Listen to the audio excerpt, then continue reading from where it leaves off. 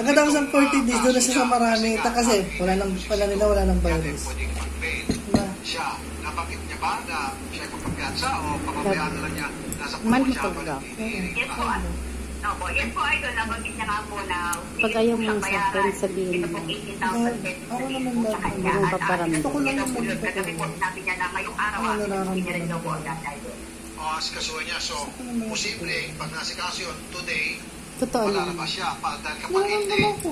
Nararamdaman kita. magpapasko, Ha? magsasarado na yung Mahal na korte, magpapasko siya sa loob ng Mahal na pa. kulungan. Yes po idol, tama po. Ano Ito ba sabi pa ni niya? Ira Mendoza, Merry Ano Christmas daw naman, sa ano Very naman. Dagol. Mahal na kita. Bakit nga? Netizen to. Okay, sige. May bakit ba pag wala na mamahal? po isa sinabi Oo. sa'yo, sige, Tanungin kita. panay mo sa kanya. Ikaw, bakit mo ako mahal? Idol, yun nga po. Mahal nga ba Yan kita? po, idol, actually, nung humingi po siya ng tawad, at nung tinanong po natin na hanggang ngayon ba, nagsisisi ba siya? Kaya huwag ka na magtanong. Idol, sinabi niya po, sobrang nagsisisi nga po siya. Ganda ng sagot mo. Ang lesson learned niya po,